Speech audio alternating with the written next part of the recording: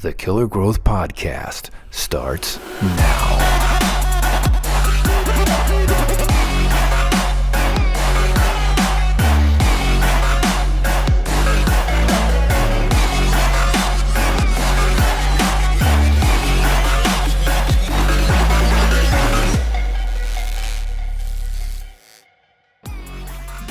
What's up, guys? Sam McVeigh here with the Killer Growth Podcast, and today I have Bill Young, Chief Strategy Officer of Tharseo.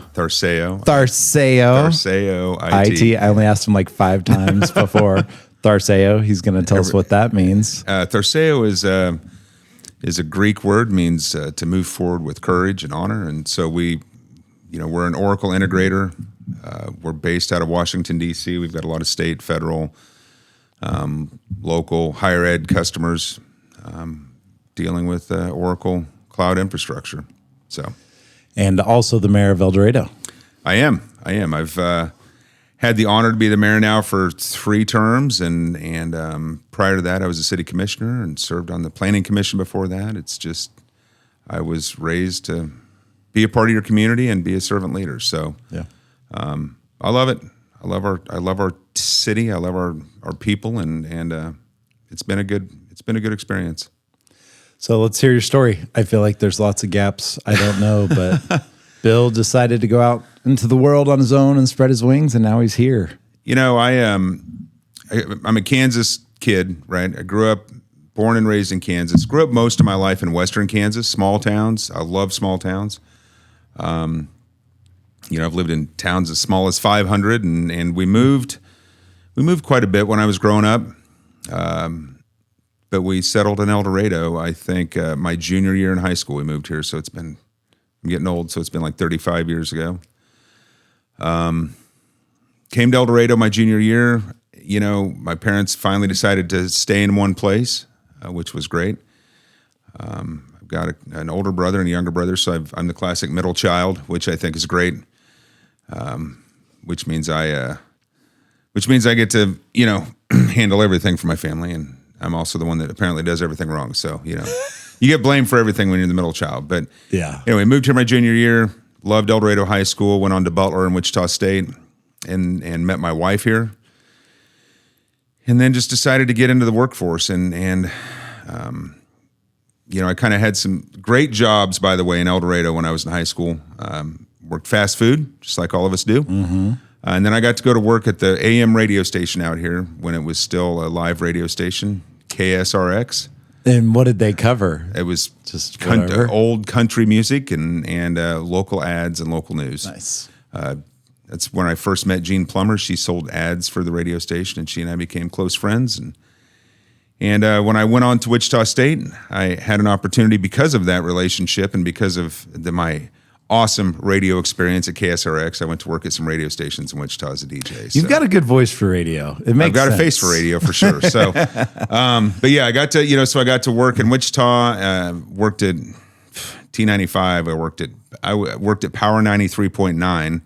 A rap and R&B station was my first radio job in Wichita, which was kind of fun. Ended up at KZSN Kissin' 102.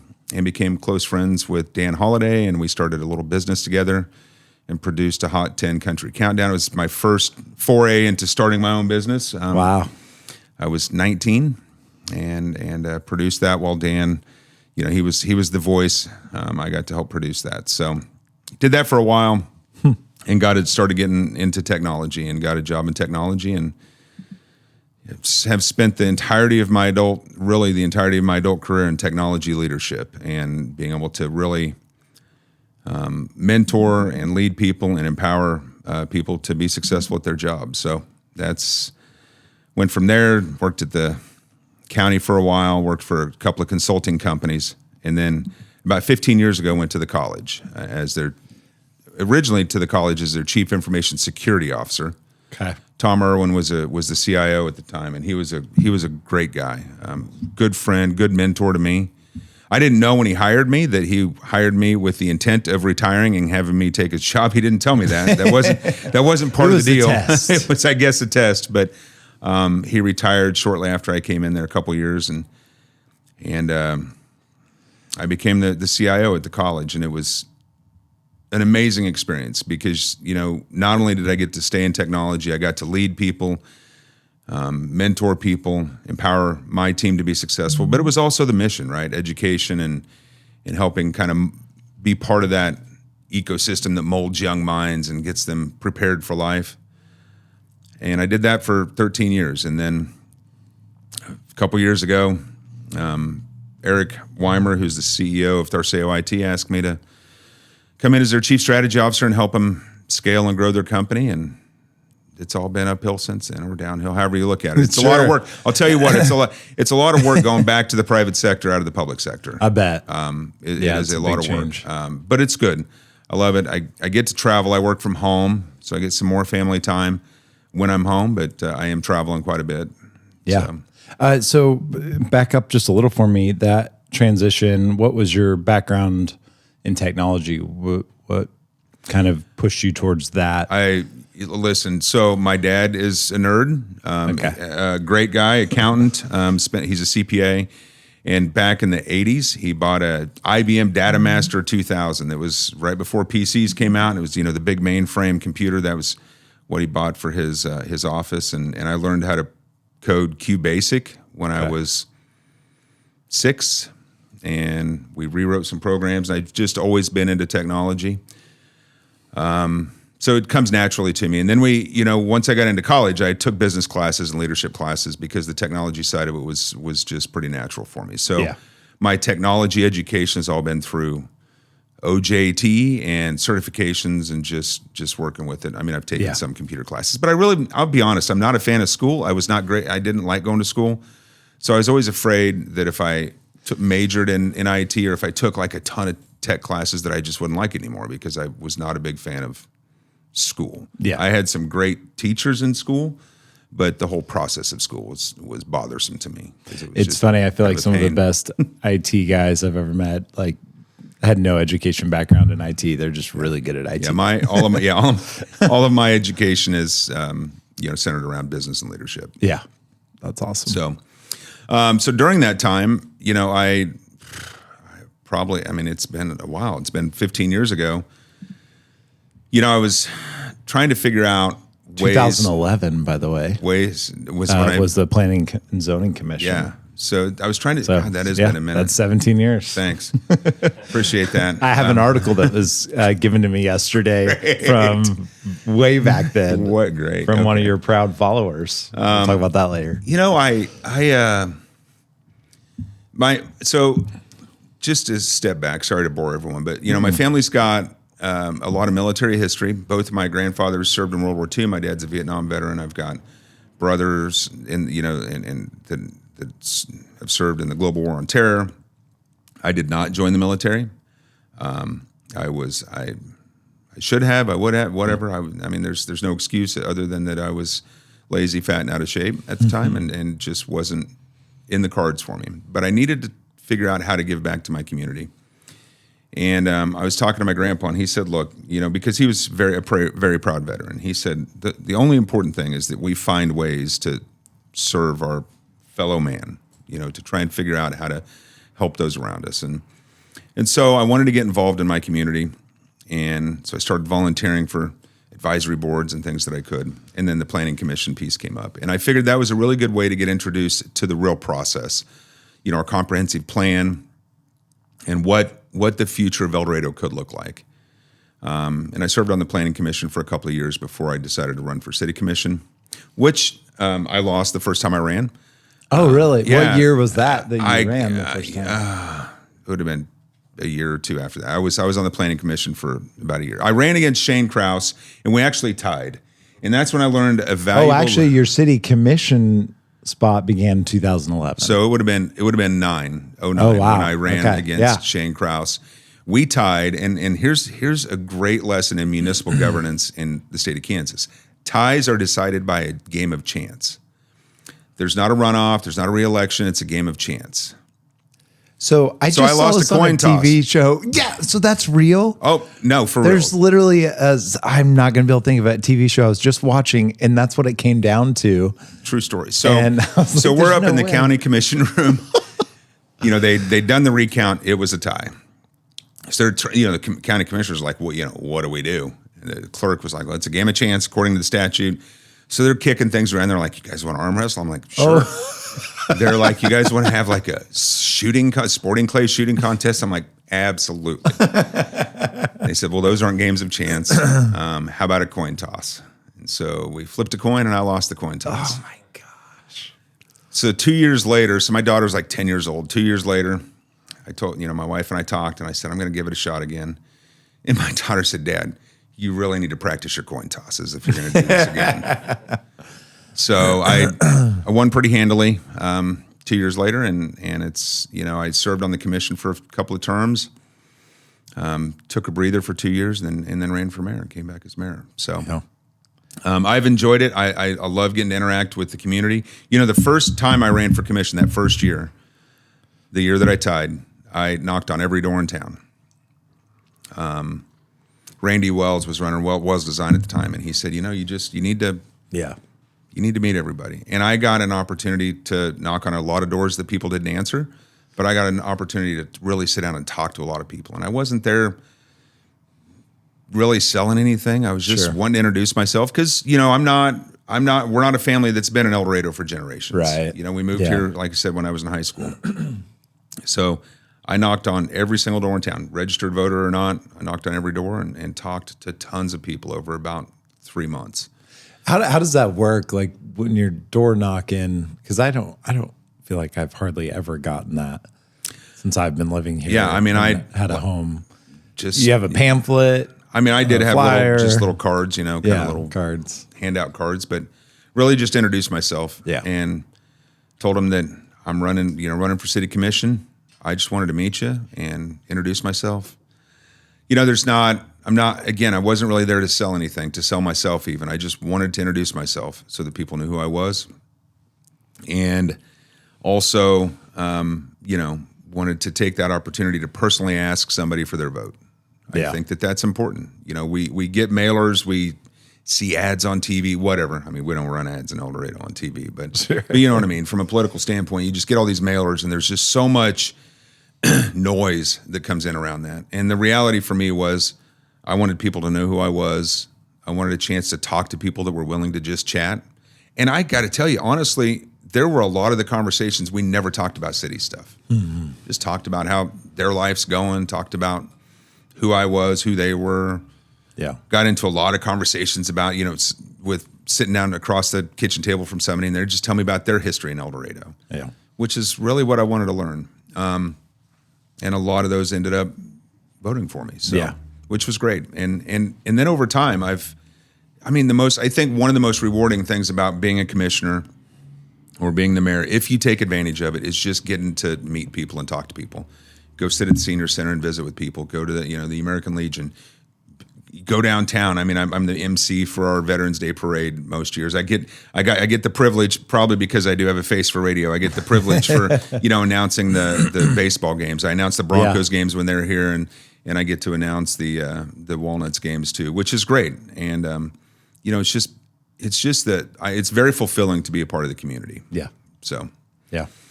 Yeah, you made it. So how old were you when you moved to El Dorado? I was 16. 16. Okay. 16. Yeah. Yeah, that's a big deal. And I think in a small town, it's really hard to integrate, harder than a big city. I think big city, you come in and there's always new people showing up. So you're always meeting people. You're used to that. But small towns can kind of feel a little cliquish, and there's it's these very pockets. cliquish. But to be honest, and we talked about this a little bit in my last class reunion. I mean, it was not hard for me. So I, like I said before, I have an older brother and a younger brother, and we moved quite a bit growing up.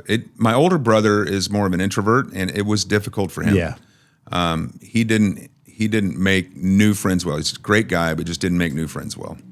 My younger brother was fortunate enough that, like, when we moved to El Dorado, he was still in middle school, so he had that opportunity to really kind of build his network. I moved here my junior year. Right. But I'm also the guy that will just go sit down at any lunch table and, let them kick me out if they don't want me there. So, and go talk to people. And so, I was really fortunate because I have a cousin that lives here. And so he kind of helped helped bring me in, and we were a pretty close family, and we became. He was actually ended up being the best man at my wedding. But yeah, so it was that was helpful when we moved here. But even the really small towns that I moved to La Crosse, Kansas, my freshman year. You know, I was the 100th kid to enroll in the high school that year. You know, so it was. I mean, you talk about a small school. Yeah.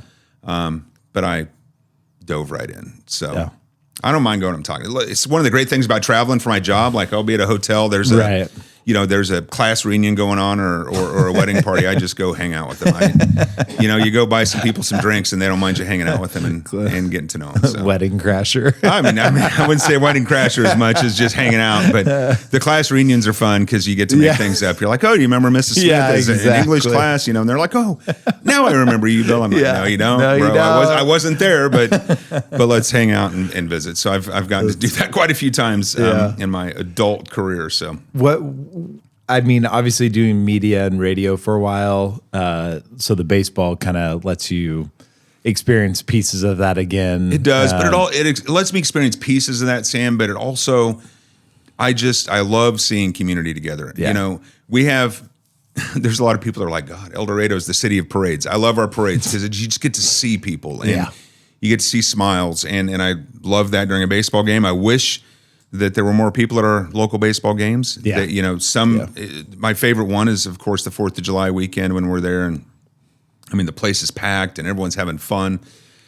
So, yes, I get to experience the whole, get to kind of relive some radio days and, act like a DJ if I want to. But the reality is for me, it's just seeing people happy. Yeah, My favorite time of year is when the spray parks open up because kids are running around and having fun and families are in the parks. The spring and summer is always my favorite time of the year because of that. So, so that's why I do it. Do that piece of it just because, it's just fun to see people having fun. Yeah. Yeah. You're saying that a lot. That's really interesting. It's a cool, so break that down into your passion as mayor for El Dorado. Look, what your focuses are, and that year that I walked around and met people when I ran for commission the first time. I had a lot of people ask me, "Why are you doing this?" And I would tell them, I was like, "Look, my daughter's 9 years old. I want her to go off to college and start a life." I don't want her to not come back to El Dorado because there's not opportunities. If she's not probably going to come back to El Dorado, but it's not because there's not opportunities here for her. And I don't want to get down the road and there not be opportunities and me say, I didn't do anything to help fix that. Yeah. So for me, it was about being part of the drive and the decisions to try to bring business to town, to try to create opportunities, to try to create the best quality of life that we can. Yeah. And so, I mean, that was kind of what got me started, what really was my passion to get going. My daughter has taken a different path, which I'm super happy about and proud of. That's probably not going to lead her back to El Dorado. Yeah. But, I want us to grow. I don't want us to become Wichita. Yeah.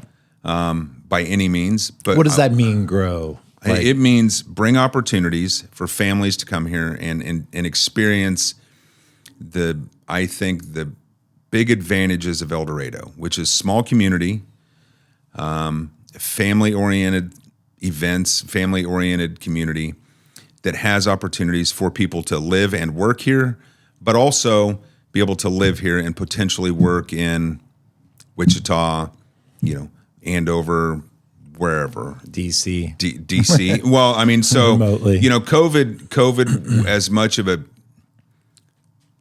pain in the butt as COVID was, it did really expand the remote work opportunities. I mean, I've got neighbors that work for companies in, California and frankly, if you can work for a company in California and live in El Dorado, making California wages, you're doing really well. So, but so many people wanted to get out of the cities.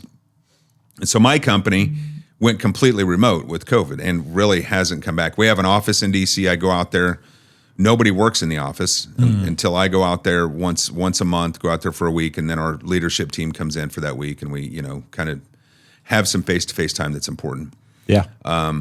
but it does give me the opportunity to work from home and be able to, run out to Walmart or run to Dillon's and still interact with people and be a part of that without having to move from a city that I love. Right. So, yeah.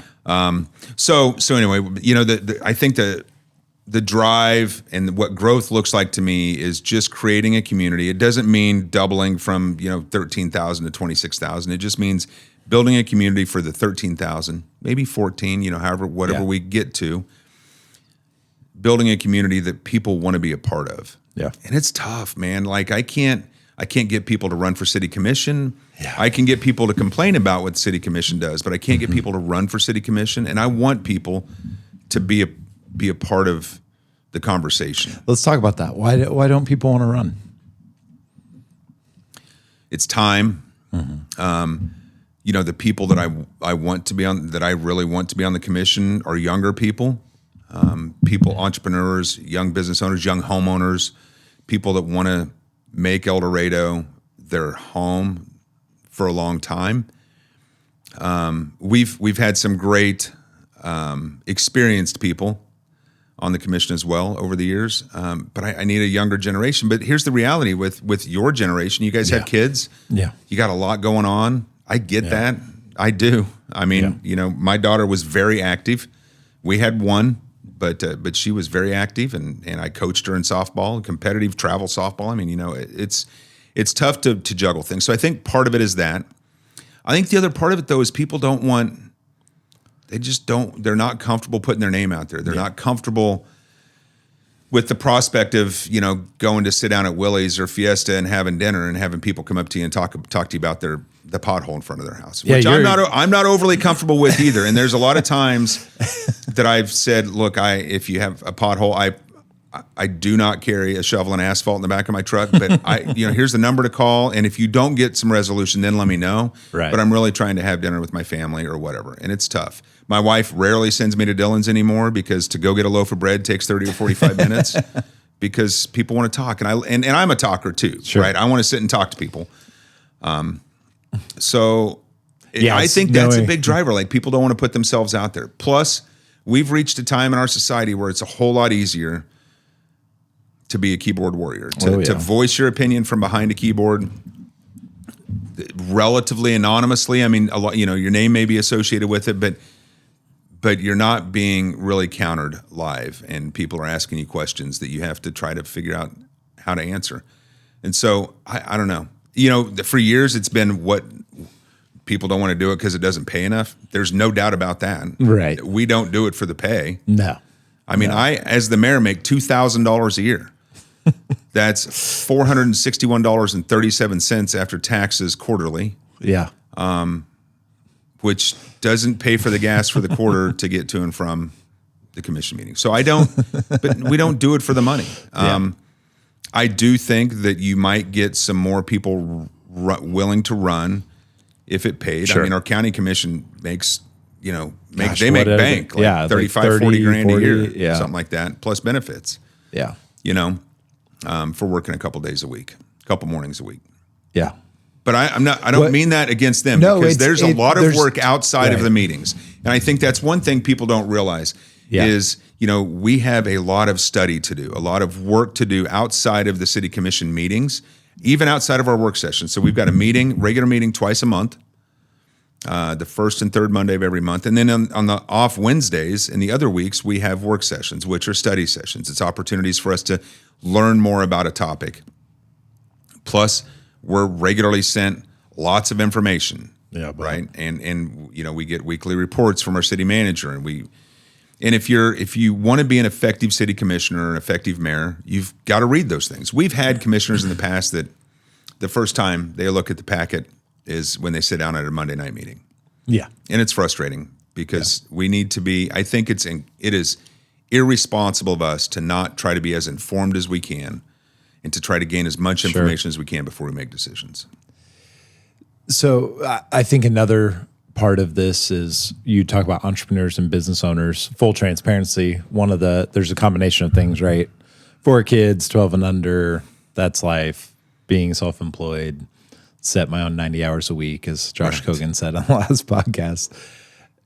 there's also the reputation side of it and the conflict of interest side that I think as business owners, a lot of business owners I've talked to in town get a little nervous about Sure. that. Now, if you look at who's actually paying attention, who's actually paying attention to the meetings until there's something like a homeless shelter or data center, there's not like a crazy amount of activity upon what you're voting for and what you're talking about, unless it's really controversial.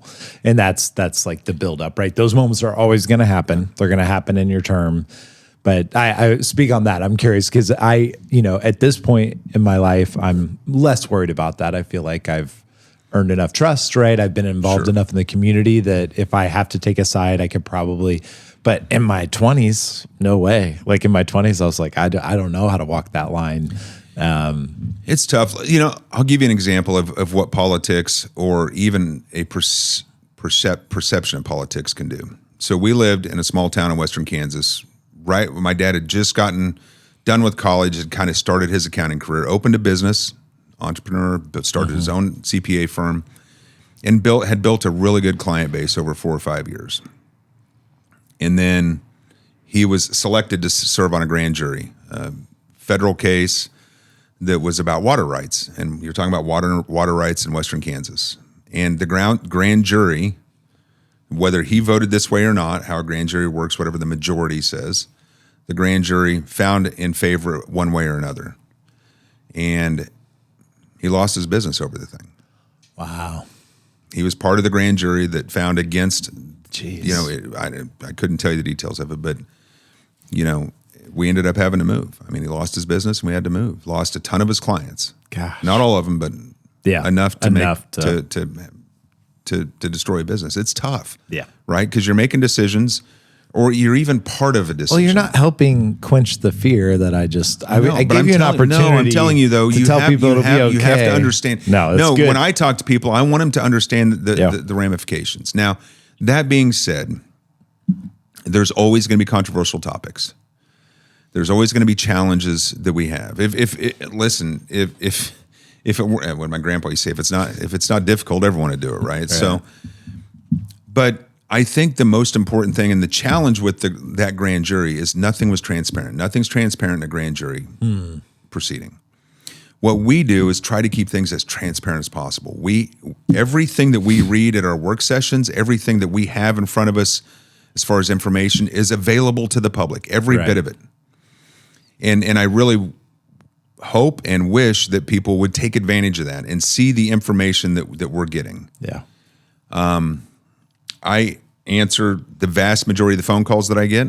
Some I don't because I'm working, and some people don't leave callback numbers or really messages that make me want to call them back, to be honest. I talk to a lot of people. I get a lot of emails. I digest all of that because that's our job. But we talk through our decisions at our work sessions. If you get opportunities to sit through a work session, you'll see the conversation that happens before we ultimately then leave there and digest that and then come back to make a decision at a regular meeting. I think the difference between the scariest piece that I talked about, like with my dad's business, and what we do here is the opportunity to communicate and be transparent. Yep. You think about a jury or a grand jury, you can't communicate about it. You can't talk about it. You can't say, this is what we're really talking about, or these are the facts that came before us. Because then it's all just, if you can't do that, then it's all just perception. So what I would say is, if somebody wants to run for, I want homeowners, business owners, entrepreneurs to run, right? Like I do my best to stay off of social media. Yeah. Easier said than done. It is easier said than done. But somebody had posted something the other day, like, I can't remember what it said, but it was, oh, well, our mayor works in technology. So, should he have a voice in this? And so my thought was, so are we looking for people to serve our community that don't own a home, that don't work because they're, what if we have a commissioner that's a plumber and we start talking about our storm sewer system? Oh my gosh, there's, conflict of interest. And there. It's not even conflict. Listen, my company has nothing to do. We have no business with City of El Dorado. My company did some technology work years ago for the community college. because we work in higher education. There's nothing that happens at the city level in any of the decisions that I make that financially benefit me, other than trying to find ways to lower property taxes and lower taxes, because Whatever that benefits all of us. Right. Whatever benefits me you is benefits everyone. everybody. Yeah, which is perfect. And so, yeah, so it's I want people that are invested in our community. I want people that have, again, businesses, that are homeowners, that are raising their families here, to want to run and be a part of the conversation, an active, constructive part of the conversation. I like how you say someone that's making this home, right? If this is going to be your home forever, like, get involved, right? Yeah. Like, invest into making this a better home.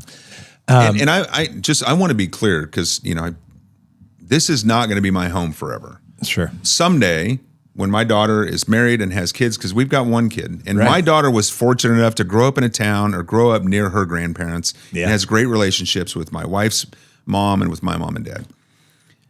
Someday, wherever she ends up, someday, she's in the Army, so it's going to be a while from now. Daisha and I will probably move closer to her. But we're fully invested here now. I have been for 35 years. We have owned homes for 27 of those years. We will celebrate our 29th anniversary this year. Awesome. This is our home.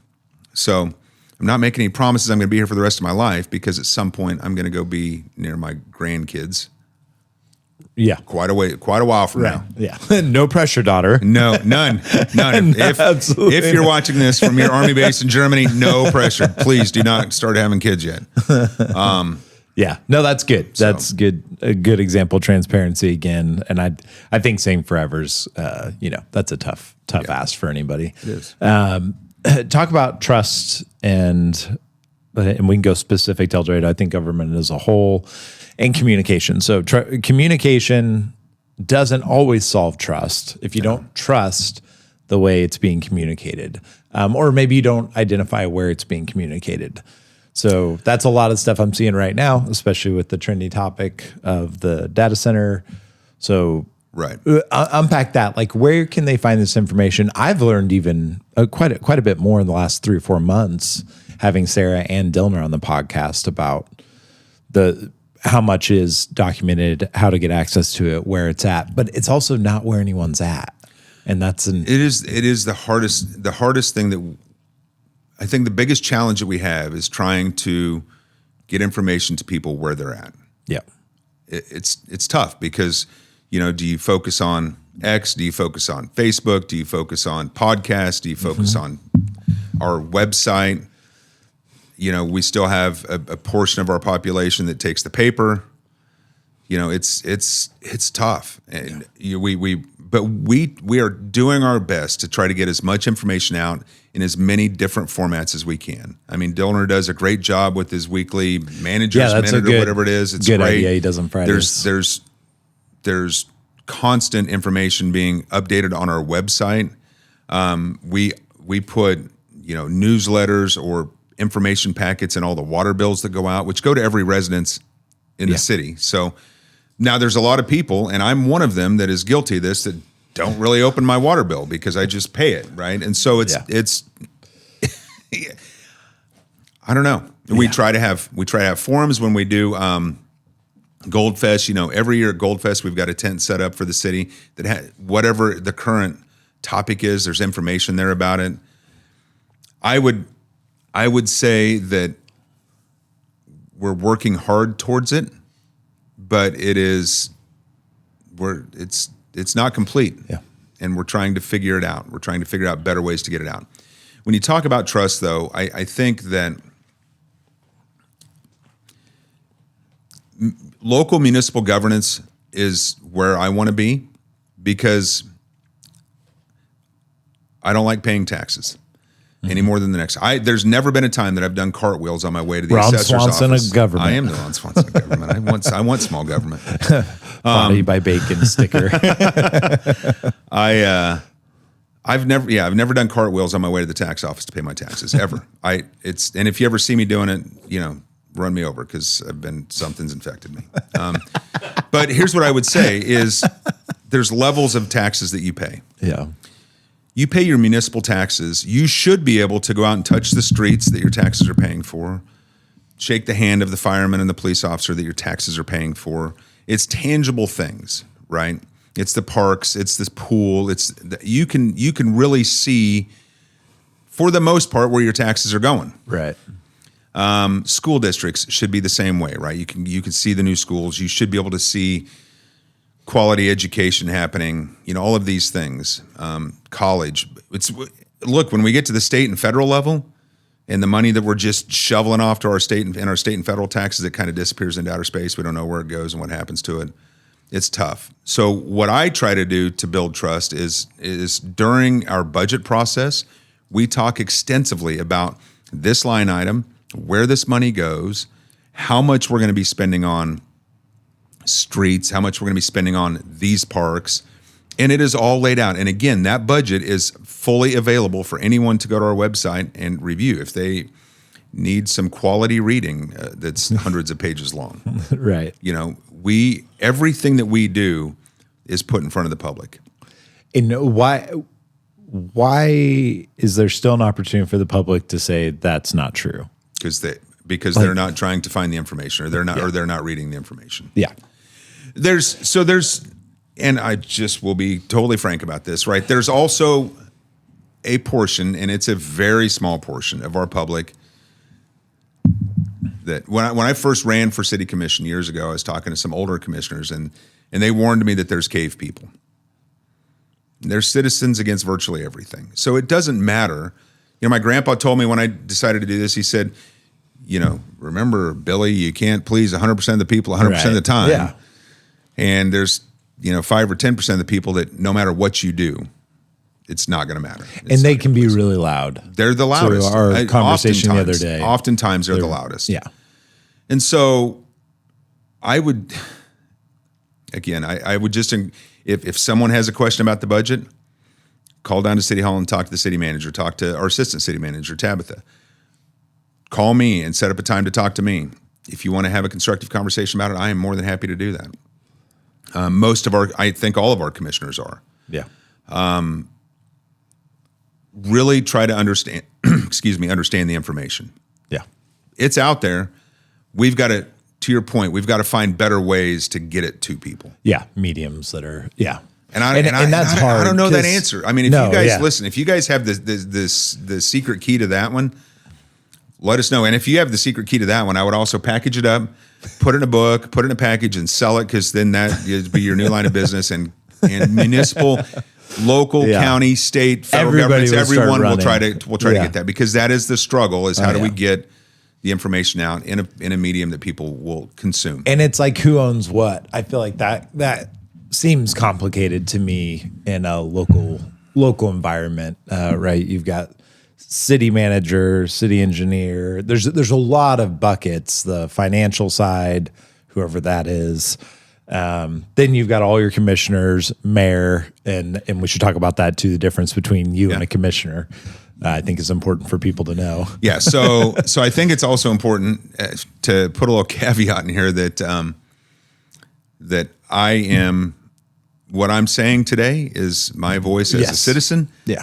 Because as mayor, I'm one of 5 commissioners. I just happen to be the one sitting in the middle of the dais up there, and happen to be the one that gets to run the meetings and go to the ribbon cuttings and be the face of the commission, which I don't know how well that works out. But we are a commission manager form of government. We're the second one in the country when we started. There's a ton of them all over the country over the last 100 years. In our form of government, you've got a commission that decides policy, decides budget, and then they ask a professional city manager who's trained to be a city manager to execute our policy, our vision, and our budget.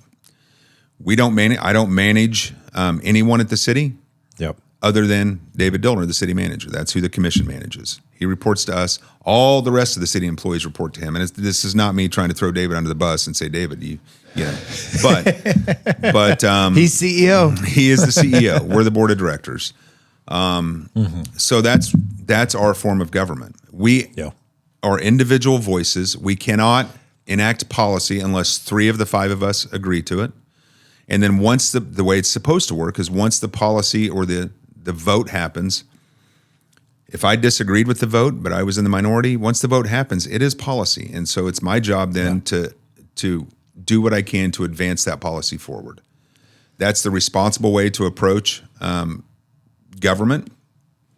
We don't see that happening often at the state and federal levels, right? Right. You've got very disparate parties that are, one party is in control. And so when the vote happens, regardless of how bipartisan it may be, once the vote happens, it then becomes law. I mean, it goes through the process. Everyone's supposed to say, okay, that is what it is.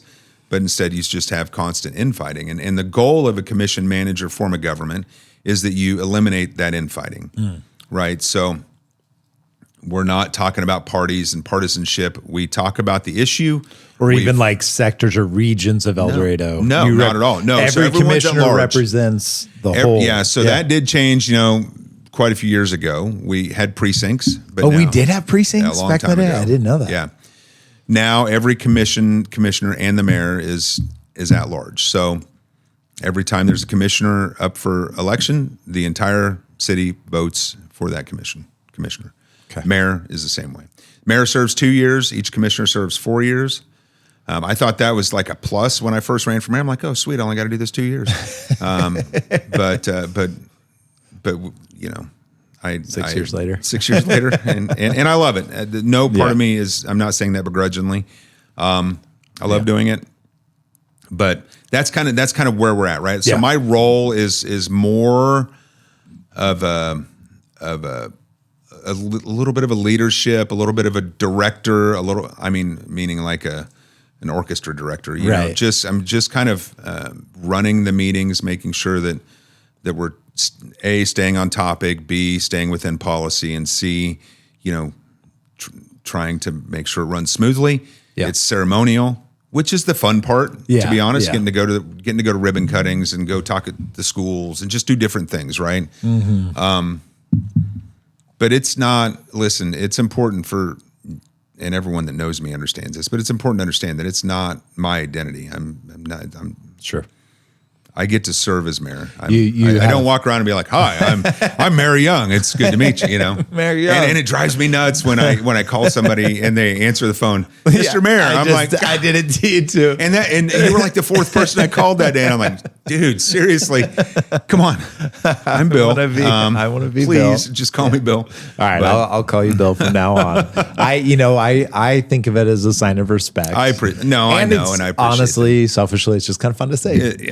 It makes you feel kind of important on the other side, Bill, when you go, Mr. Mayor, how can I help you? Well, look, guys, the mayor's calling me. The mayor's calling me. It was so funny when Annalise went to school. She went to college at TCU, an Army ROTC down in Texas, and her roommates, they got to know each other and learn about their families. And she's like, yeah, my dad's the mayor of El Dorado. And they thought like, yeah, that's the same as being the mayor of New York or something. Right? Like, oh my God, your dad's the mayor.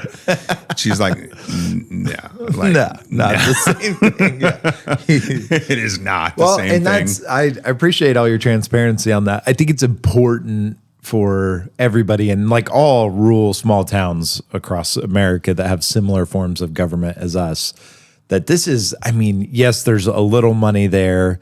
There's maybe access that other people don't have, right? But that access is built on trust because they were voted in to be able to be in these conversations, in these work sessions, coming up with a vote of their own. But I think just that transparency of it's volunteer is probably a pretty good description of like people need to view our commissioners as like they've stepped up and they volunteered to be in the spot. We've also voted them in and they do owe us. Absolutely. They owe us to do a good job, right? And you shouldn't run unless you're planning on doing a good job.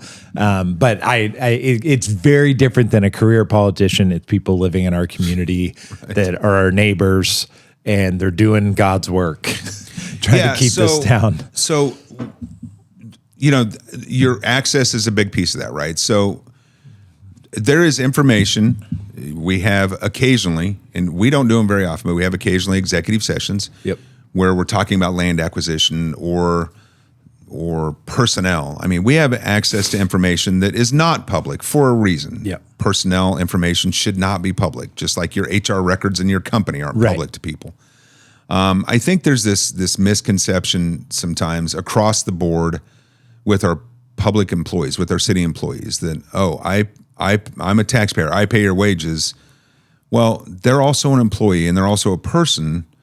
And just like every person, they have lives, they've got personal lives, they've got things going on in their lives that are really no one else's business. And none of us know what is going on in each other's lives completely. And we shouldn't. We should all have opportunities to protect some of that. And so I'm as open as I can be about everything in my life. And my life is really pretty much an open book. But, I don't expect that from one of my street employees or one of my water employees to just share their entire life with the community if they don't want to. And so some of those issues, when it becomes something that needs to be dealt with from an HR perspective, may come into non-elected personnel executive session, because we want to talk about how we help somebody or how we advise, how we instruct the city manager to deal with something without the public being involved, because it's not their place to. It's a private matter. And then there's land acquisition stuff, which is contracts. We can't talk about that because it will unduly influence potential investments, all of that stuff. Now, any decision that we make is always made in the public. It is always made and there have been times in my life, not in my political career, not in my time on the commission, but there have been times in my life as a citizen of El Dorado that I've seen or known that decisions have been fully made behind closed doors and not shared with the public. And it was a commitment of mine when I became commissioner the first time that was not going to be the case. Some of those discussions may happen behind closed doors, those discussions around the contract. But if we're going to execute a contract of some sort, that conversation is going to happen in public. And it has to. Because we have to have that transparency and the public needs to know what's going on. So when we talk about things like bringing a new business to town, when BG Products or Barton Solvents came to town, right? There were conversations behind closed doors, but all of the decisions and all of the results of those conversations and kind of an after action report, like a readout, happened at the in front of the camera. That's how it should happen. Another thing I thought would be interesting to get your take on, as a citizen, how do you view a project like, hey, this is an actual project the city is considering versus, there's people looking at our city for things all the time. And an analogy, just to set you up, an analogy I heard that I really liked was difference between like, hey, this project is coming to like, hey, by the way, people are looking at houses all the time. So kind of a realtor perspective. Like, we don't know how many people look at this house, right? Necessarily. Realtors know that represent them. But people are looking at houses all the time, but it's not really a deal until someone makes an offer. And so understanding the project versus, people just walking through town looking around at land or opportunities, I think is kind of just, you can say as little or as much as you want on that. I think it's interesting. I can talk about that for days, which none of us want. So I think the realtor analogy is a great analogy, right? So if I'm a realtor, which I'm not, but if we've got amazing realtors in town and I'm not one of them. But if I'm a realtor and somebody wants to list their house with me, I'm listing a house. What am I going to do? Am I just going to throw a sign in the yard and walk away? Or am I going to have the yard nice? Am I going to, what are they? Pose the house, put the furniture and whatever they can. Stage the house. Again, I'm not a realtor. Stage the house, take good photos. I'm going to make the house look as appealing as possible because potentially someone's going to want to buy that house. And if people are looking at that house, I want it to be appealing to them. Now, I also, what I'm not going to do is I'm not going to go in a standard neighborhood. I'm not going to go throw a neon pink coat of paint on it to make it stand out, right? So I'm not going to do things that are adverse to the neighborhood, but I want that house, so that's a good analogy. And so what we do at the city, what I view the difference between an actual project and the potentiality of one is we want to put, which is what we're going through with the data center conversation now, is we want to put rules, regulations, guardrails in place through planning and zoning, so that when a project comes to town, and whether it's a data center or an auto plant or whatever, right, we can then give it a special use permit. We can wrap some guardrails around it, and we can say, if you want to bring it to town, I appreciate you coming and talking to us, which nobody has talked to us yet, by the way, but I appreciate Us being the city. The city. Right. Somebody may have approached you if you have land, or somebody may have, but no one is, there's not a project in front of us. Our economic development group is actively out looking for economic development, which is and what so they're us, tasked let me to clarify do. that again. Us is the commission. So two things. Number one, us is the commission, and number two, there are zero formal or really informal projects being presented to us as the city commission at all. Yeah. Okay. I hope that there are at some point. Sure. That's all of our hopes, that there are projects, whatever they are, that we can then evaluate and learn about and try to figure out whether or not it's the right fit for El Dorado. So that's like the project side of it. Now, on the front end, as the realtor, to get the house ready, we want to put the infrastructure in place and the guardrails and the zoning, so that as companies are looking at us, they say, okay, they've got their stuff together. We can now have a conversation. It also serves as a tool to protect El Dorado.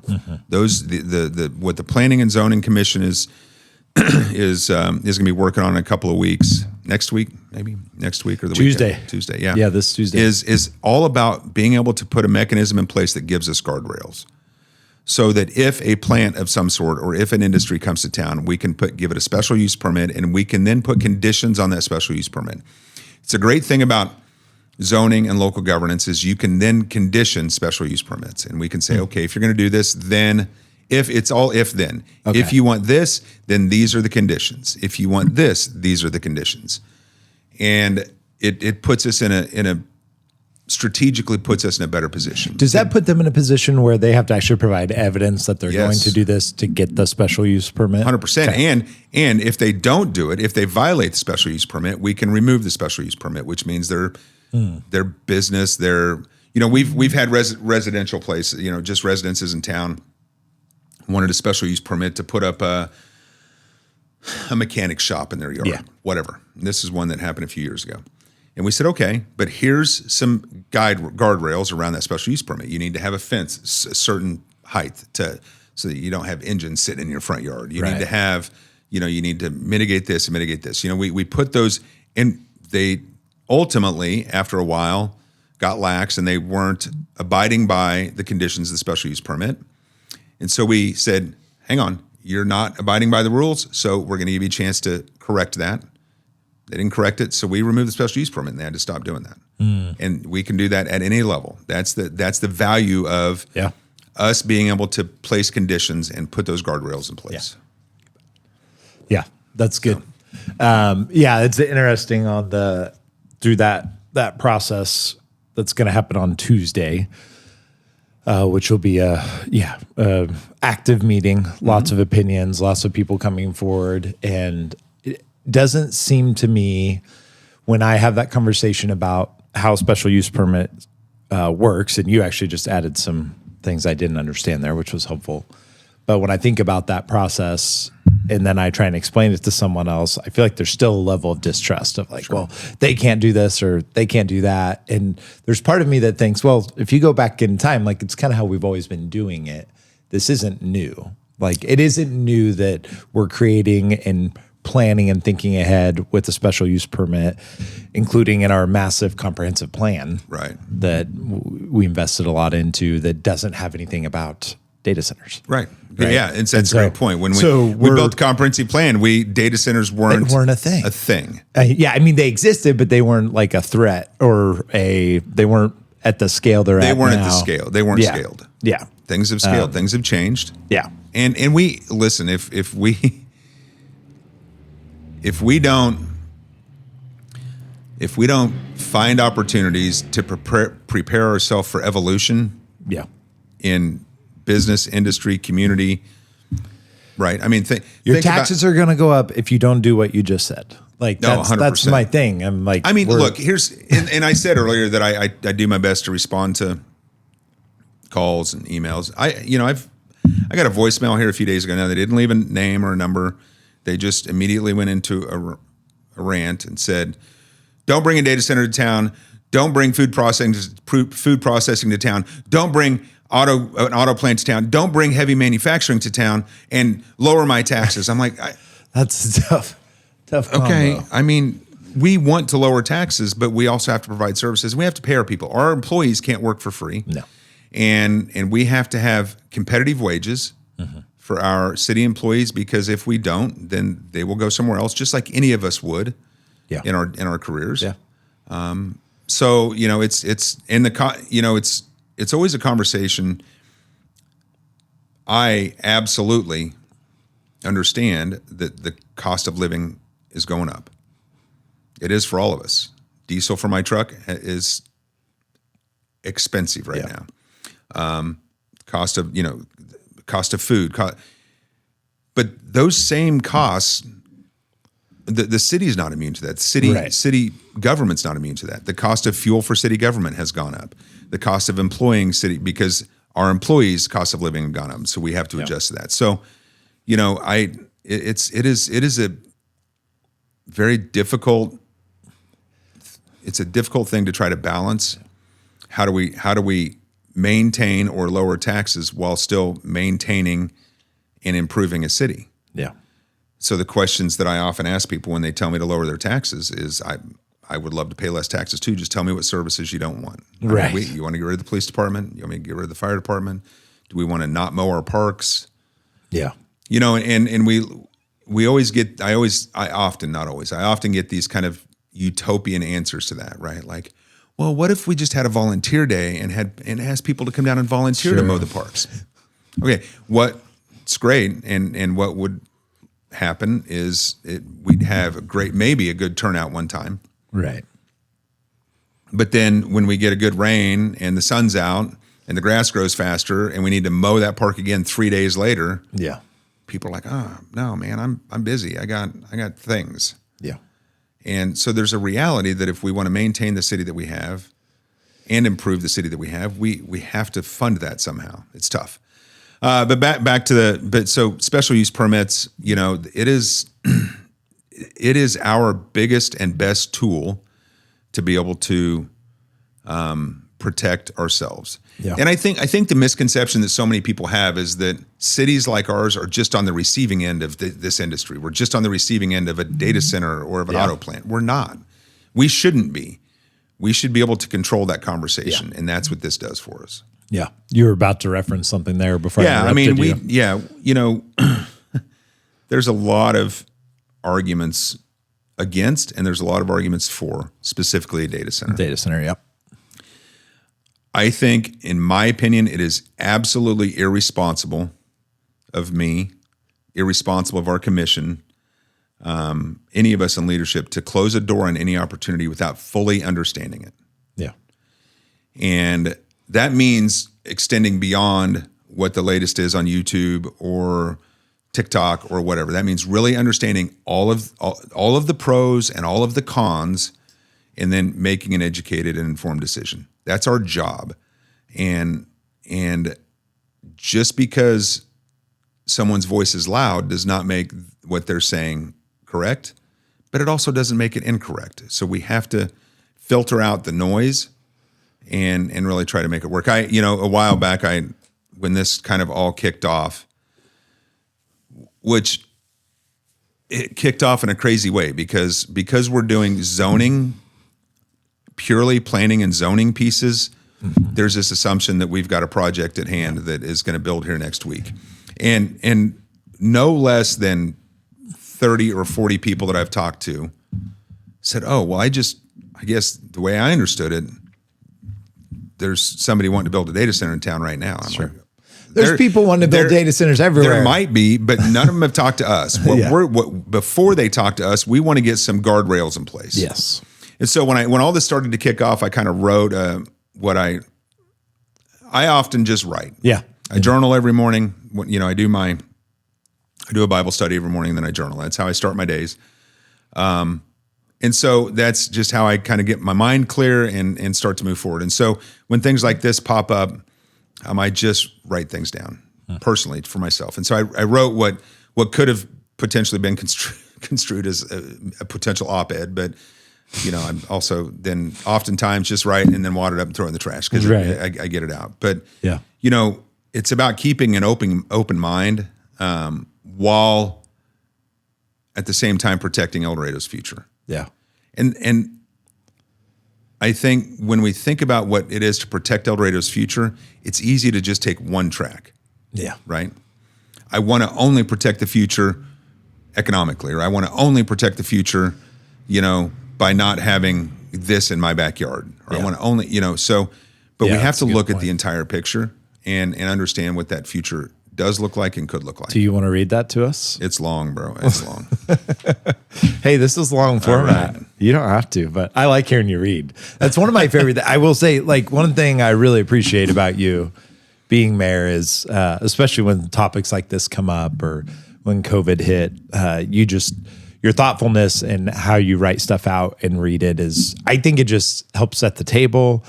I can read it. You may have to just cut a bunch of it because it's not short. But no, you read whatever. You can skip around whatever. So this is how it said. It says, as mayor of El Dorado, I want to begin with something that matters more than anything that I'm about to say. And that is that in our form of government, I am one voice. I do not speak for the entire commission unless and until we take formal action together. What I'm sharing here is my perspective as a citizen of this community, as a taxpayer, and as someone who's been elected and trusted by our friends and neighbors with helping think through the decisions that shape our future. And it's important that you know that I take that responsibility seriously.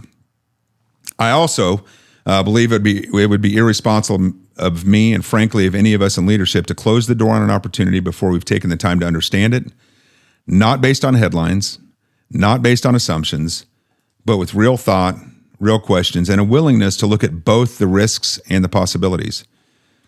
And that's where I find myself as conversations begin around the idea of a data center in or near El Dorado. There's been a lot written about these facilities. Much of it focuses on what they consume, power, water, land, and those concerns are real, and they do deserve attention. But as I've read through those arguments, I keep coming back to something that feels incomplete. The idea that communities like ours are simply on the receiving end, that these projects arrive, they take what they need, and they leave us to deal with the consequences. And that's not who we are. And that's not how El Dorado was built. If you take a step back and look at the history of our community, you'll see something different. You'll see people who were willing to think beyond their own time, people who weighed risk carefully, who debated, and who didn't always agree, but who ultimately chose to act with the future in mind. And one of those clearest and most recent examples is El Dorado Lake. Yeah. And that didn't happen by accident. It wasn't an easy decision. It required vision. It required courage, and it required a willingness to step into something that carried both uncertainty and opportunity. But those leaders understood something that still holds true today. If we wanted this community to grow, to be resilient, to provide for the people who call it home, we had to invest in the foundation that would make that possible.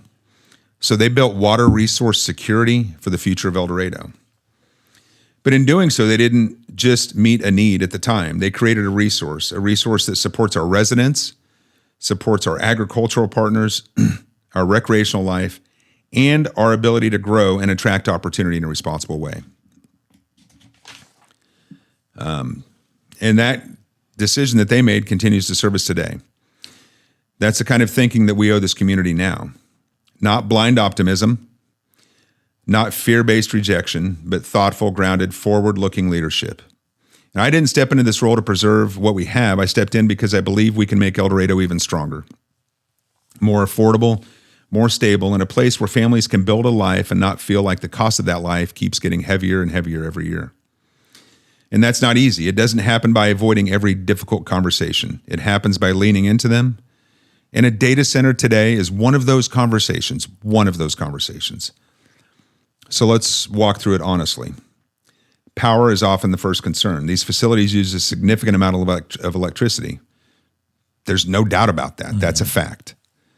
But the real issue isn't the size of demand, it's how that demand is handled and who carries the burden.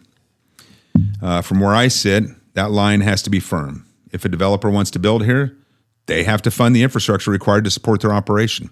And by the way, that's supported by the state with SB 98. Right? It's mandated in there. That includes substations, transmission, and any necessary upgrades. Our residents should not see their rates increase because of it. Our grid should not become less reliable because of it.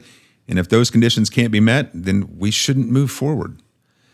I think it's important for people to read SB 98 that the state passed because it talks about that very specifically. Yeah. If a data center wants to come to the state of Kansas, they're responsible for the electrical upgrades. They're responsible for that cost, and Evergy can't pass that cost on to us per state law now. Water's another concern, and it's one that I take personally because water's not just a utility in this community; it is part of our identity. We've had conversations for years about, El Dorado being a water community, and it's something previous generations had the foresight to secure for us. And yes, some data center designs use significant amounts of water, but that's not the only path.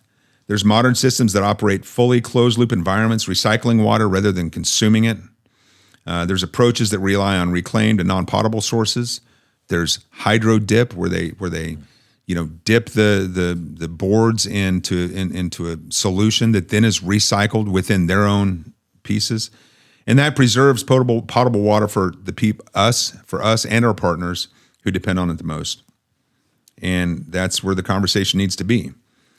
And I guess for me, again, one of five, my boundary is this: if any proposed solution places excessive pressure on our water resources, especially on our potable water, then it shouldn't move forward. No. We are stewards of what was built before us, and we have a responsibility to protect it. Land use is another piece of the conversation, and I don't take that lightly. I grew up in an agricultural family. I spent my share of early mornings and long days on land that wasn't just dirt. It was livelihood, legacy, and responsibility. I am also an avid hunter, and I care deeply about conserving our natural resources and making this part of Kansas what it is. That perspective doesn't go away when you step into a leadership role. If anything, it becomes more important. So make no mistake, when people raise concern about land, I hear them. We have to understand these facilities are large. They do change the landscape where they're placed, and that matters, and it should matter. But this is where intent and discipline come into play. We're not talking about taking productive land out of circulation. The city is not talking about taking productive land out of circulation, or pushing development into areas that define who we are as a community. I don't think that we will get a proposal that says that we need to place a data center at 3rd and Summit. Right. Yeah. We would potentially, because we're not talking about anything today, we would potentially be talking about land that's already been designated for industrial development, right? Outside of town, on the edge of town, the very purpose of supporting economic growth without compromising our ag base or natural environment. Yeah. Now, I want to stop there because I want to say this. I also am a believer in property rights. If somebody wants to sell their land, that's their decision. Yeah. It's their land to sell. Now, whoever buys that land is going to have to, if they're going to build something there, it has to fall within the boundaries and the guidelines, the guardrails that we've set. If that land isn't in our jurisdiction. Yeah. But I again, that conversation around land is one that matters. It's the difference between careless growth and responsible planning, and that's why we've developed industrial development land. We've got a business park. Our comprehensive plan spelled this out pretty handily. Again, not specific to data centers because they weren't the thing that they are now. We can do both. We can protect our resources and pursue opportunity. And I think it's really short-sighted to think that we can't do both. Yeah. And if a project directly threatens that balance, then we have to consider that as leadership. There's a question of jobs, and I do want to be honest here. People deserve honesty. This is not a traditional job creation project, right? If you're talking about data centers, you bring an auto manufacturing plant to town, you potentially have 2,000 jobs. Right. Now let's talk about that for a second, right? So we bring 2,000 jobs. A portion of them live out of town, but a bunch of them want to move to town, and now we've got to build new infrastructure. We got to expand roads. We got to start, start new developments. I mean, and you bring 2,000 new people to town, we have to add a police officer or two. We have to add maybe another fire substation or add fire department, fire personnel. So there's cost in that. This is not one of those jobs. It's not going to bring hundreds of long-term positions. Now, it'll bring good jobs, and it will bring lots of jobs during the construction phase. But the jobs in a data center is not where the value lies. The value comes from strengthening the city's tax base and our revenue base. There's always a conversation about giving companies tax incentives to come to town. I'm mixed on that. Yeah. And just to be totally transparent, I'm mixed on that, right? If you've got a business that is building a 30, 40-year plan and they need 5 or 10 years of some sort of a tax break, then that gives me another 20 or 30 years of taxes that I'm collecting on the back end. When you're talking about a data center, though, the real revenue comes from franchise fees, which I think Paul, the guy from the Department of Commerce, referred to as a tariff. Yeah. But it's a franchise fee. We all pay it. I pay it on my electric bill. You pay it on your cable bill. You pay it on your telephone bill. You pay. I wondered, by the way, if that was how if Evergy views it as that, or somehow the state views it, but like cities view it as a franchise. Well, yeah, it's so defined at the state level. It's a local tariff. Yeah, it's interesting. So, but it's a franchise fee. So you have, which, by the way, I think majority of people don't. I didn't know till 4 months ago that was even part of our budget. Oh yeah, I had no clue until Dillner, the city manager, came on the podcast. Yeah, it's and again, I encourage people to ask questions. Yeah, our city's general fund budget, and David's going to smack me because I'll probably get this number wrong. It's like $8 million, right? No, sounds spot on. Did David say something similar? Yeah. You did good, Mayor. I did good. Bill, Bill. That's our general fund. Now we have enterprise funds, right? Our water fund and our trash fund, because you pay a water bill, you pay a trash bill. Those go into enterprise funds. Our general fund funds our police department, our parks, our fire department, our city administration pays for things like software that we that they use to run for billing. I mean, it pays for the general operations of the city. That's the general fund. Now, the franchise fee collected off of a 100 megawatt facility is a couple $1 million. Yeah. Right? Annually. And it comes no matter what, because they're using the energy, we get the franchise fee. So that's an opportunity to then take that $2 million and put that towards reducing property tax, put that towards a new pool, some new streets. New city pool. We've talked about this a lot over the last year at the city level, and we've talked about it in commission meetings and work sessions, that we've got an extensive network of roads and streets in our town. We all drive on them. We see that. We do not have the capability, the budget. We couldn't really levy enough taxes if we wanted to, which we don't, but to fully maintain all those roads at the level that we want to maintain. Yeah.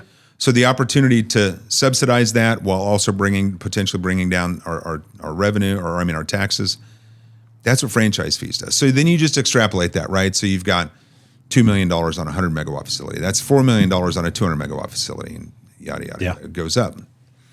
And again, those facilities, if they're built, that power has to be guaranteed by Evergy, not by us. We don't produce power.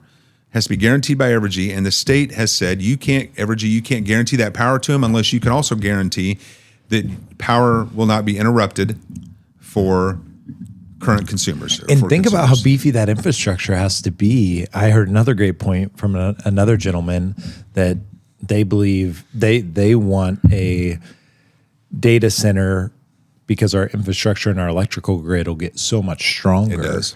And to the point where you're not ever worried about having any downtime or rollovers overall, and will be attractive for other entrepreneurial activities. 100%. Right? Yeah. I think a big, not all of it, and none of this is meant to disregard some of the fears that people have around data centers. It's not. I think noise. I think I told you this story the other day. Noise pollution is another. No, data centers are noisy. Well, I was in San Antonio for my job, for work. My company has a contract with the Air Force, and I was down there at Lackland Air Force Base. It's always a great opportunity when I get to go to bases and it's cool. Visit the bases. But I took an opportunity to go visit a couple of data centers while I was in San Antonio, because they've got quite a few data centers down there. And I went to one hyperscaler. It was massive. It was huge. I mean, this was multiple city blocks of buildings that looked, by the way, like office buildings. They don't look like a refinery or a manufacturing plant. They just look like office buildings. Now, that data center was a secure hyperscaler. I got about 100 yards away from it. So I was standing outside of That's pretty close. Standing outside of a barbed wire fence because it was a secure center. And what I heard was somebody mowing their lawn about 2 blocks the other direction. Yeah. I heard nothing from the data center. And then I went to another data center, which was a shared facility, a co-located data center. So it was probably the size of a city block. And it's one of those data centers that, has this portion of it is maybe Oracle, this portion of it is Sam McVeigh, this portion of it is they lease out pieces of it. Pretty extensive operation. I got to go in that data center, met the general manager, visited with him for a while, got a tour of the place. And there's no doubt when you get inside of a data center and you walk into the server room, it's loud. It's machines and fans running. I worked in a data center. I built a data center when I built Kansas Medical Center.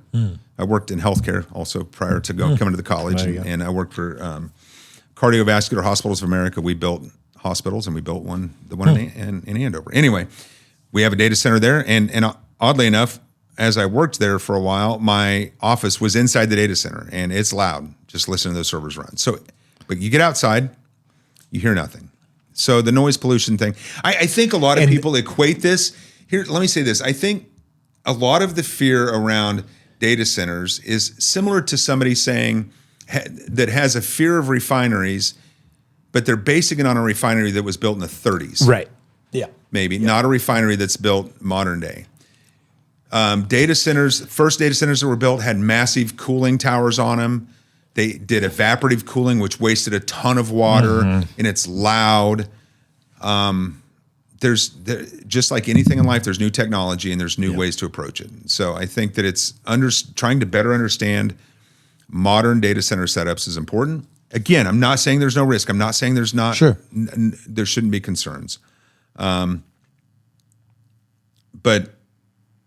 anyway, I think it's important for us to create an environment where businesses can thrive, that provides opportunity for people in our community, and also can help us find a way to,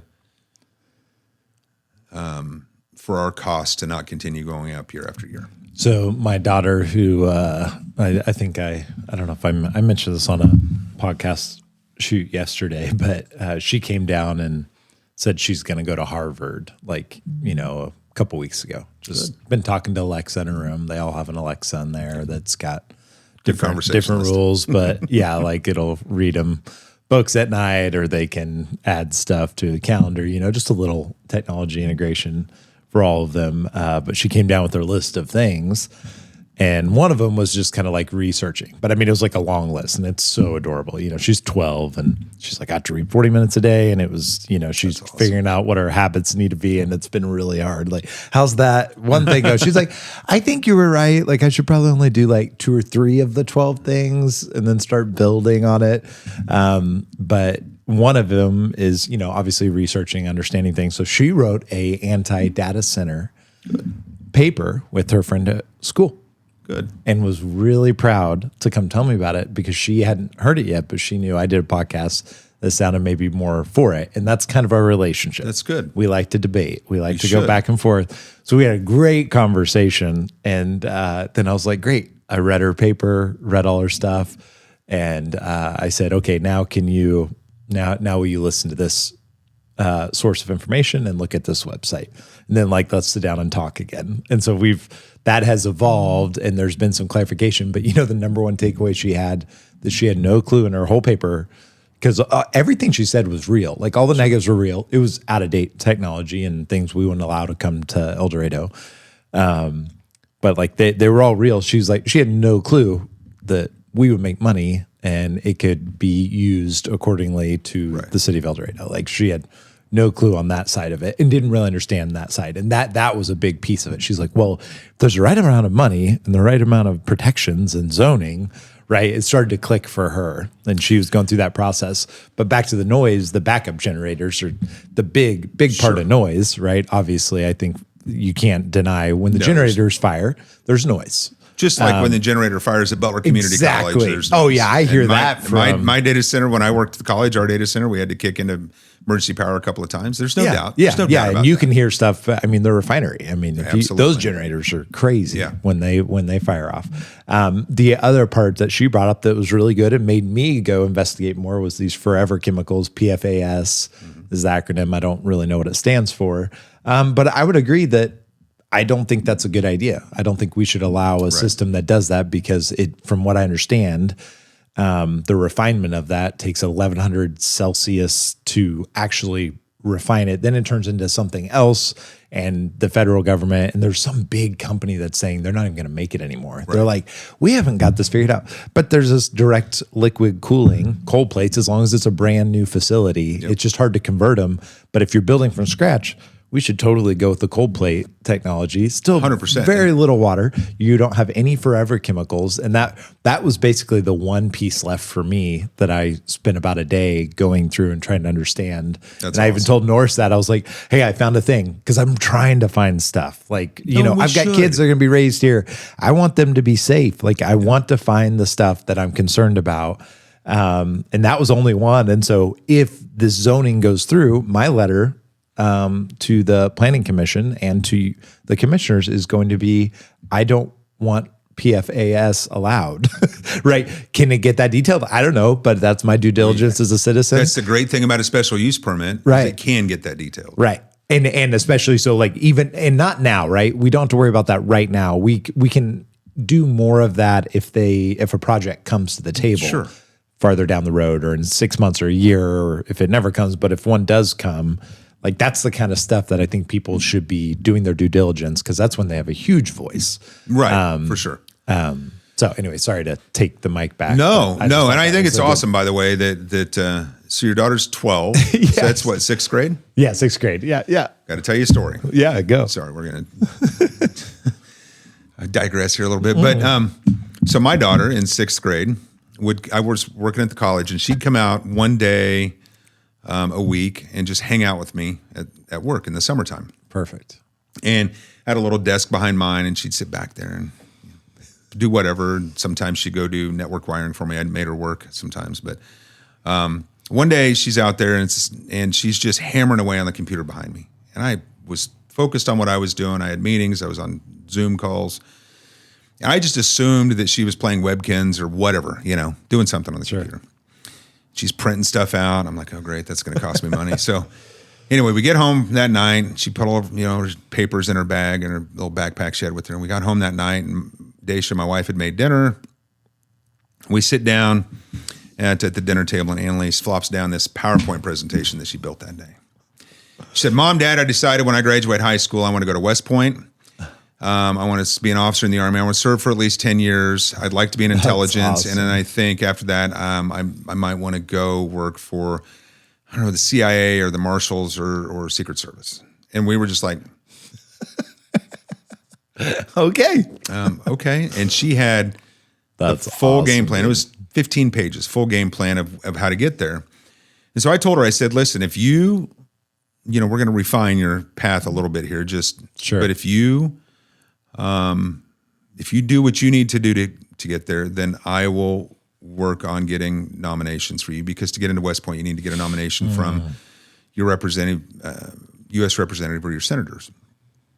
So she did, Sam.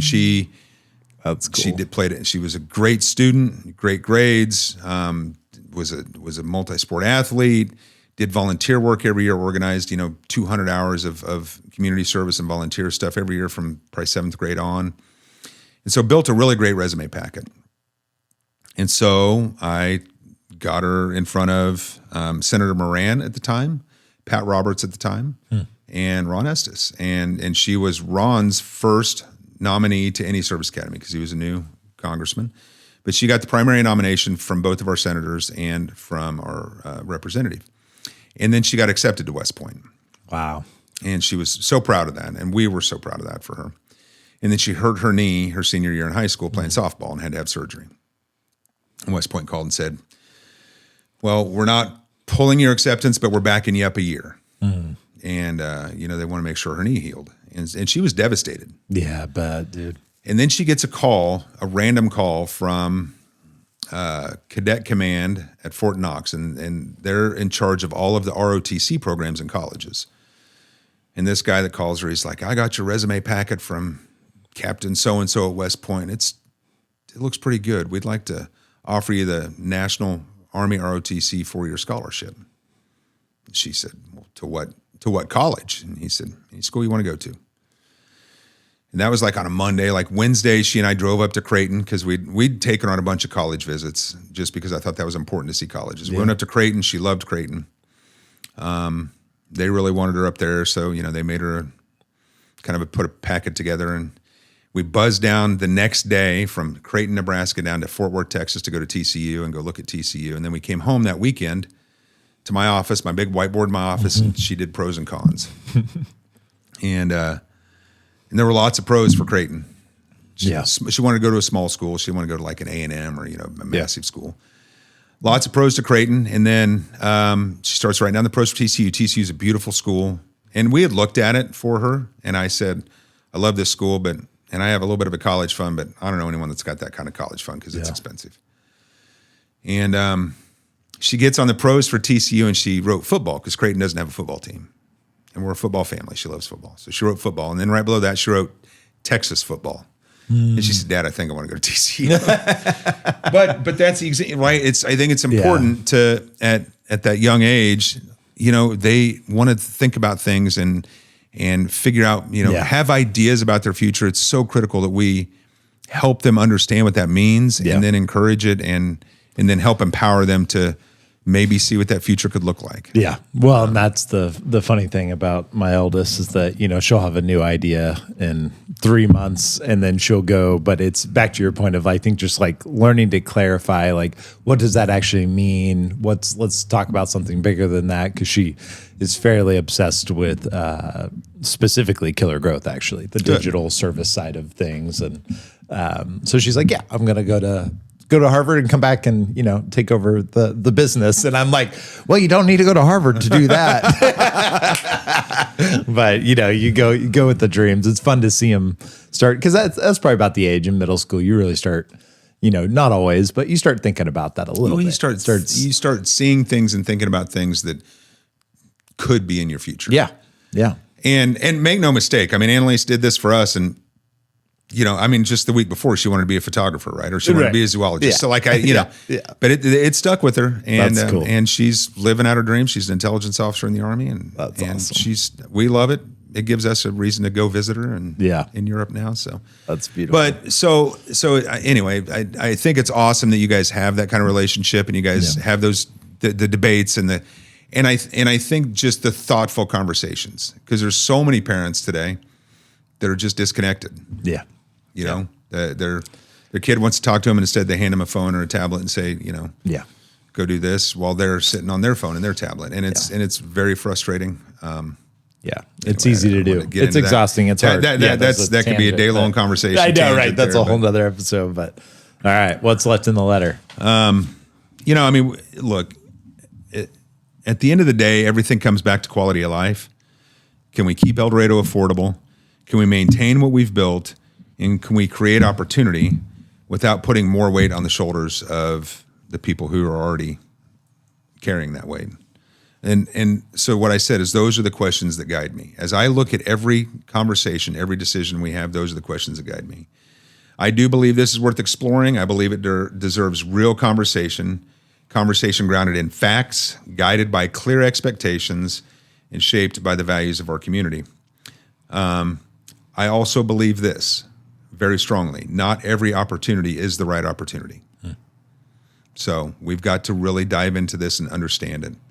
Any proposal has to protect our residents from increased utility costs. It has to safeguard our water resources. It has to deliver real measurable value back to the people of El Dorado.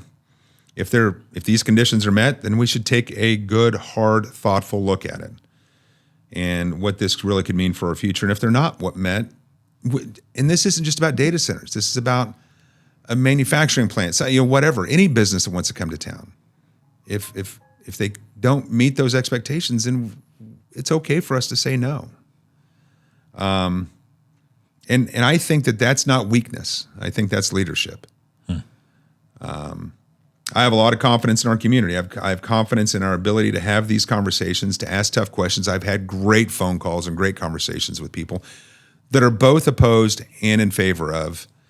And what's funny is both of those sides of the spectrum are people that need more, that want more information. They want to learn more because they don't have all the information. And ultimately results in us coming to decisions that reflect who we are and where we want to go. We've done it before, and if we stay grounded, if we stay disciplined, and if we stay focused on what's best for El Dorado, we'll be able to do it again. And that is something I believe in, and that's the reason I do this. Yeah.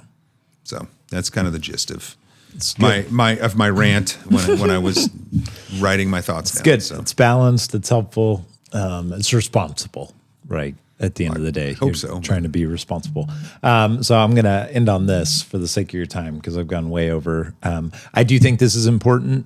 I'm excited to have a place to do this. You know, it's not going to be something we do regularly on the podcast of doing hyper local town politics, but I think it's a good opportunity to. I've already seen so many people.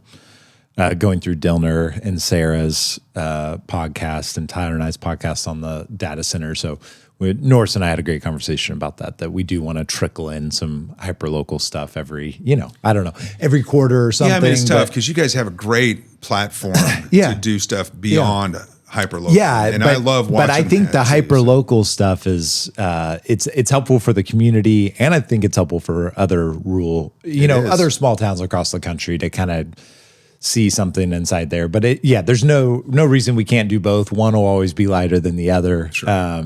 So thank you for doing this. It was really important to me, and we've always said we'd stay away from politics on this podcast. And Norris nailed it. He's like, it's different when it's not a career politician. It's someone that's giving back to the community that has no, bigger benefit other than making where they live better. And so, but Steve Fellers dropped off an article he saved because he's a big Bill Young fan and I'm a big Steve Fellers fan. Regularly thankful for everything you do for this town. And it was passing the torch. New mayor talks quality of life. And so this was, man, what's the date on this paper? December 7th, 2019. So this is when you became mayor. Yes, sir. And I thought, we won't get into all of it. It's just a short little piece, but yeah, I'll end on that. What does Bill say to Bill back in 2019, and what's your takeaway since then? Not that you're at the end or anything. Listen, I'll tell you, my takeaway since then is it's not what I expected. It's great though, and I would have encouraged myself to dive in deeper earlier as well, because what I've learned since 2019. I think that's not true. What I've reinforced in my heart and in my mind since 2019 is something that I've always known, and that is El Dorado is a very special place. And we've got a great community of great people. We look at big projects, BG, all the things that we've done.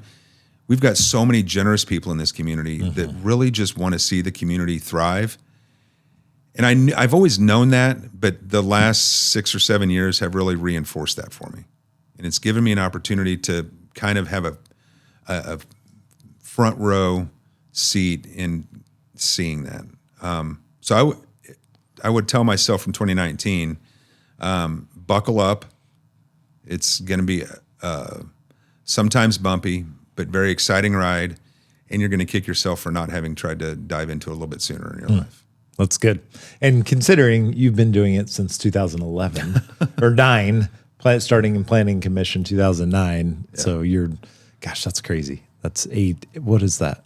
19 years? 19 years.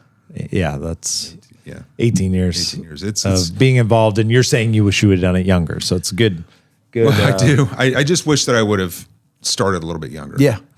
Because it would have given me an opportunity to be able to talk to the people in their 20s and early 30s and say, this is what it was like. But again, I was not a local business owner. Sure. Right. I mean, I worked at the college, but I mean, at that time when I started, I worked in healthcare, but I understand the nuances and the concerns as local business owners, and all I can do is try and help people kind of brainstorm through that. But I just know and I a love lot it. have done it. A lot have done it. Yeah, and you can talk to them, and they've Yeah. Vince is someone that's got great. He's got some good consultation on that. I think of how to walk that balance because it's tough. It's different, but yeah.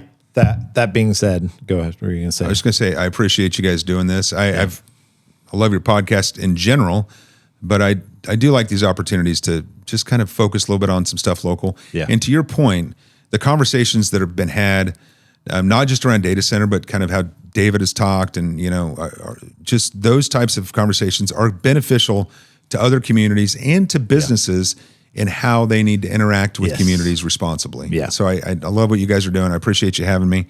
Yeah. I've always been a little jealous that I didn't get to sit in the studio and be on a podcast prior to now. So. Yeah, no, I'm glad. Well, I'm sure life will. I'm sure we'll have you back in the future on some other topic, and maybe we can go deeper into your IT stuff as you're. Yeah, I can nerd growing out, in that so. world. It'd be interesting. Yeah, we'll come up with some other ideas. But no, thank you so much. Appreciate everything you do for this town.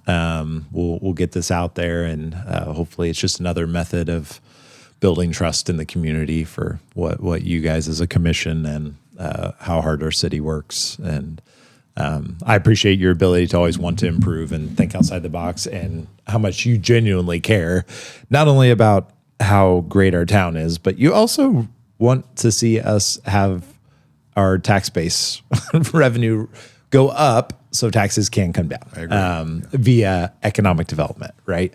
Right. And not via, raising my taxes. So Right. I appreciate I that. don't want to raise anyone's taxes. We have done it and we've had to do it, but I don't want to do it. Yeah. All right, Bill. Appreciate you. See how Thanks, I ended man. that? I didn't say mayor. I appreciate that very much.